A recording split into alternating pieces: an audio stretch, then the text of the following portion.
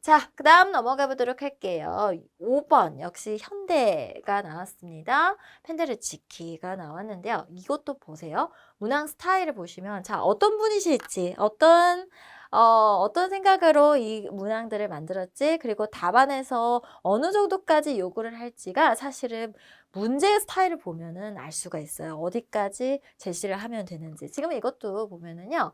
현대라고 해서 음색음악이라고 해가지고 음색음악계 우리가 펜데르치키, 리게티, 윤희상 뭐 이렇게 이야기를 할 수가 있는데 비교를 한 것도 아니고 그냥 펜데르치키 자체의 이 사람만의 어떤 독창적인 부분에 대한 거를 깊숙하게 들어간 문항이에요. 이것도 오해의 소지가 있을 수 있다라는 거가 또 여기서 좀 걱정이 되는 부분이에요. 자, 한번 볼게요. 여러분들이 이것도 아마 오답이라고 해야 될지 이것도 알면서 아차 할 수 있을 것 같다라는 생각이 들거든요. 제가 이번에 사실 해설을 준비를 하면서 사실은 내용적인 부분들은 너무나도 당연하게 나올 법한 게 나왔는데 솔직히 말해서 글을 글이 뭐 불분명하다라기보다도 출제를 하신 분 입장에서는 분명한 답이 있고 거기에 대한 어떤 문제를 물어보는 거가 명료했으나 사실 이 시험 상황에서 이거를 읽는 독자 입장에서 봤었을 때는 오해의 소지, 여러 가지의 가능성들을 생각해 볼 수 있게 하는 그런 문제들이, 문장들이 좀 있었던 것 같아요. 그런 부분들이 사실은 이번 시험에서 가장 조금 아쉬운 부분, 우리가 수험자의 입장에 대한 고려가 조금은 좀 아쉬웠던 부분이지 않나라는 생각이 들었던 거거든요. 한번 볼게요. 또 어떤 제가 이 해설을 하면 참 두려워요. 여러분들 이거 당연히 맞을 줄 알았는데 같이 하는데 또 이게 어긋날까 봐 그렇긴 한데 그래도 할 건 해야겠죠. 자, 지금 보시면은요. 지금 이 아나클레시스가 나왔어요. 아나클레시스의 일부분이고 나는 이 약국에서 사용된 연주 기법에 대한 거가 나오고 있어요. 이 펜데르츠키의 그러면은 오리지널리티, 독창적인 부분이라는 거가 무엇일 것인가 라는 거를 여러분들이 이미 그 키워드를 알고 있어야 되는데 아마 여기에서 많은 분들이 펜데르츠키 음색음악 그리고 음색음악에서 나야 되는 건 톤클러스터 뭐 이런 것들이 여러분들을 좀 오답을 는데 좀 작용이 되지 않았을까라는 생각이 들어요. 그런데 이 부분은요. 음색음악에 대한 것도 알긴 알아야겠지만은 사실 펜데르치키에 집중했다는 거가 이전의 어떤 문항의 어떤 스타일과는 조금 차이라는 거죠. 뭐냐라고 한다면 자, 펜데르치키에서 우리가 항상 비교를 하면서 좀 가셨으면 좋겠어요라고 제가 말씀드릴 때 리게티하고 펜데르치키를 같이 말씀을 드렸었을 거예요.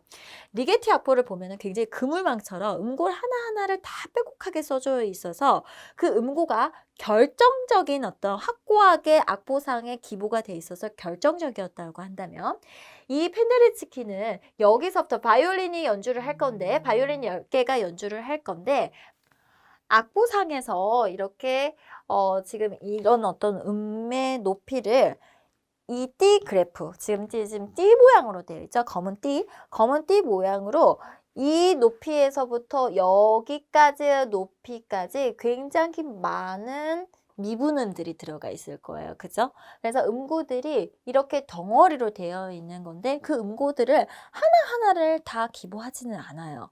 그러니까 굉장히 어떠냐면 리게티하고 비교를 했을 때 리게티는 하나하나를 다 기부를 해서 결정적인 음고를 표기를 해줬다고 한다면 얘네는 대략적인 어떤 거를 보여줬기 때문에 펜데르치키가 리게티보다 어때요? 우연적인 어떤 그 우연성적인 거가 많이 가미가 됐다라고 해석을 많이 하죠. 그게 음색 음악 안에서도 펜데르치키의 독창적인 부분이다라고 이야기를 해요.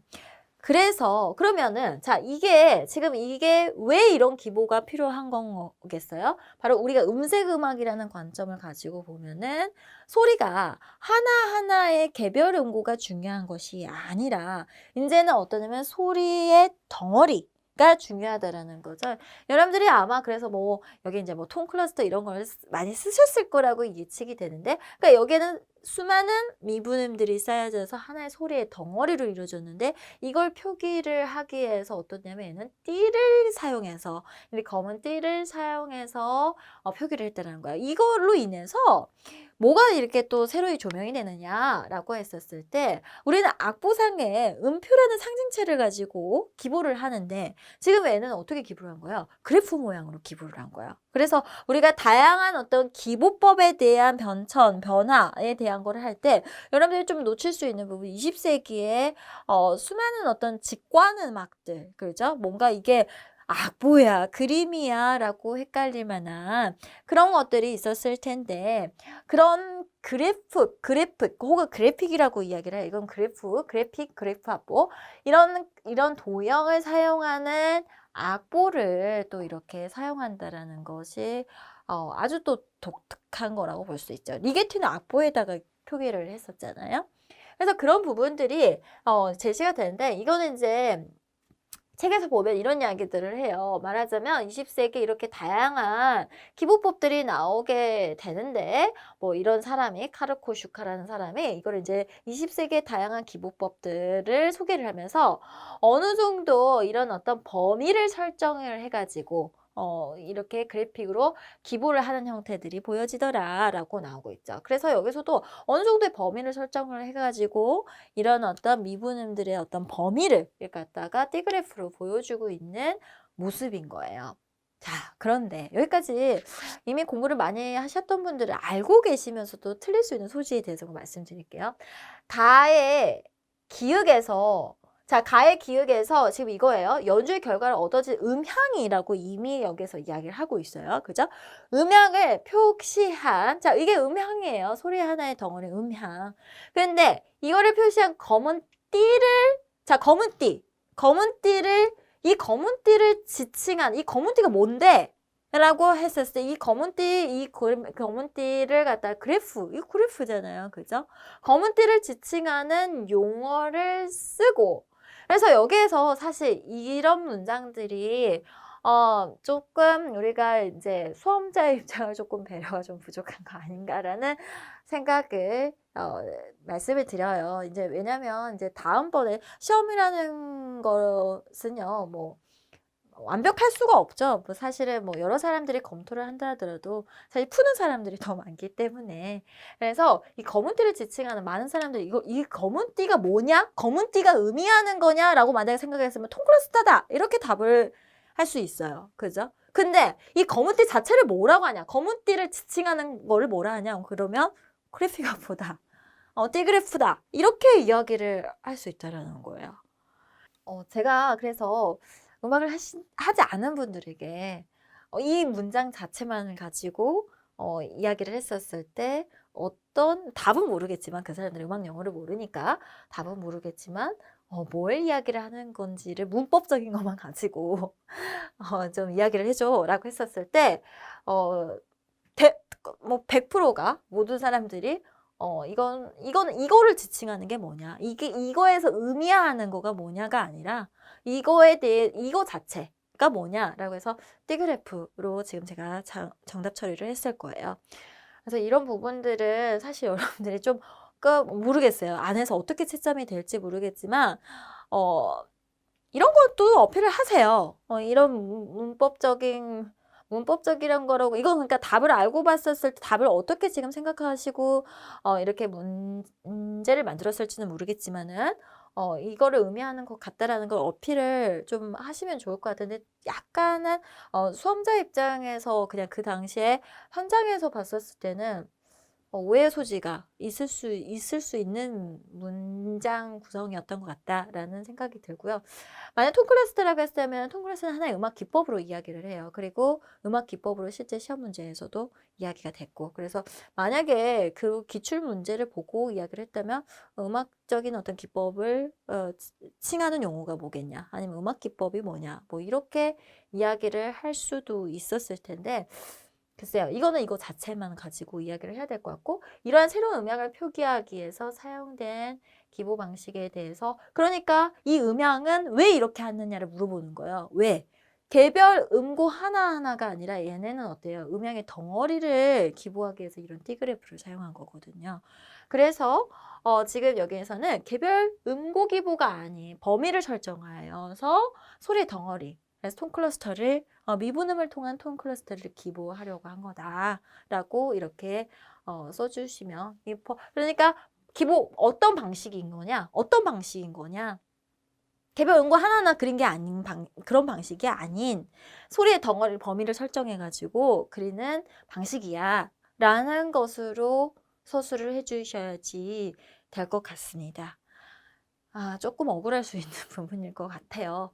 자, 그 다음에 그래서 이 가를 한번 볼게요. 가는 니은에서 전통적 지금 이거 같은 경우도 마찬가지예요. 이거 같은 경우에도 시험장에서 당황해서 그러니까 머릿속에서 자꾸 있는 걸 빼려고 하지 말고 있는 거가 뭐가 숨겨져 있는가를 좀 자세히 보는 거가 중요한 부분이죠. 이제 이거를 이렇게 보시면은 이제 보이실런지 모르겠어요. 시험장은 너무 조그만하게 써져 있어서.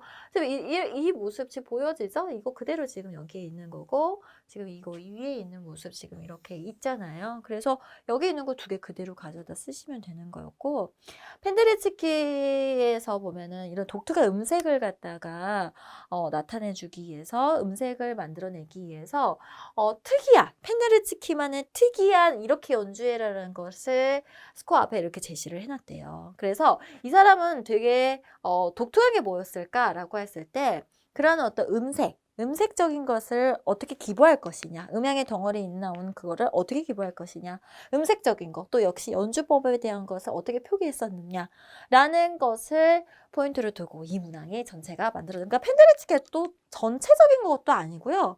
그 음색이라는 것을 포인트로 두고 굉장히 상당히 기보 방식과 그다음에 이런 독특한 어떤 이런 연주가 어떻게 나왔느냐를 뭐 이걸 애울 만한 것은 아니겠죠. 이것만의 어떤 고유적인 거기 때문에 우리도 그래서 연주에 대한 거가 이 사람 펜데리츠키 연주에 대한 어떤 그 연주 방식에 대한 거가 서술이 되어 있어요라는 정도로 이야기를 하고 넘어갔던 거지 이걸 외운 건 아니었단 말이죠. 근데 이건 어때요? 여기에 있는 것을 가지고 찾아서 쓰면 되는 문제였다는 거야. 그러니까 여러분들이 이런 문항에 좀 익숙해지셔야 되는데 얼마나 훈련이 됐는지 모르겠어요. 뭐 수도 없이 우리가 그 단서에 대한 거를 찾는 거를 연습을 하기는 했는데, 그러니까 이번 시험 문제가 그랬어요. 단서가 없는 건 아니었는데 문항에서 약간의 그 오해를 불러일으킬 수 있는 그런 소지가 조금 있었던 것 같다라는 거.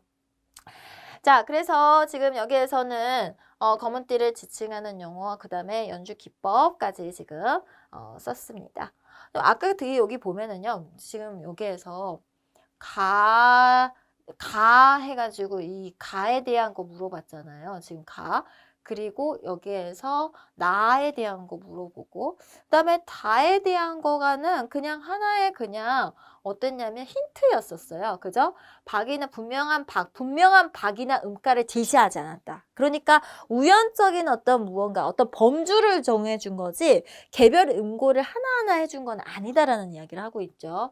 그래서 굵은 수평선과 수직 점선들에 의해서 시간을 나타낸더라. 나중에는요, 이 25, CA25 이런 것들이 무엇이냐 이런 거를 이제 물어볼 수 있는 가능성이 있겠다라는 생각이 들어요. 그래서 좀 더 좀 이런 부분들의 해석적인 측면에 대한 것도에 대한 훈련도 좀 이제 필요하겠구나라는 생각이 들고요. 그다음에 모든 현악기에서 여기 모든 현악기들이 나와서 C음과 A음 사이 자신의 부여된 음을 동시에 연주를 하죠. 그 다음에 여기에서도 채공 자신의, 그러니까 무슨 말이에요? 같은 바이올린 안에서 어떤 범주를 정해가지고 자신에게 부여된 음을 연주를 해서 소리의 덩어리를 만들어주고 있더라라는 거죠. 그러니까 문항 자체가 어려운 건 아니었는데 정확한 답을 쓰는 거에서 조금 여러분들이 빗나갈 수도 있을 수도 있겠다라는 거. 그게 좀 많이 걱정이 되기는 해요. 그래서 이미 그렇게 이것도 이제 문항에서 이런 우리가 연습을 했었죠. 그래서 아나클라시스 해가지고 42명의 현악기 주자들이 이렇게 했고, 그 다음에 글리산도 연주 기법, 그래픽 기호로 기보를 했다라고 하는 거. 특히 아마 펜데리츠키는요, 이거는요, 여러분들이 아마 문제는 문풀 문제였는데 이게 아마 기억이 잘 나실 거라고 생각이 되는 게 그 당시에 제가 아나클라시스를 제목을 살짝 오류가 났어가지고 꼭 바꾸셔야 돼요 해가지고 모의고사 때 저희가 수정을 하면서 상당히 좀 제가 길게 설명을 드렸었을 거예요. 어휴, 다행이다 라는 생각을 했습니다. 여러분들도 잘 쓰셨었으면 좋았겠는데 어째서는지 모르겠어요. 자, 그다음 그래서 기보법 20세 기보법에 대한 걸 또 한번 조명을 해봤던 거고요.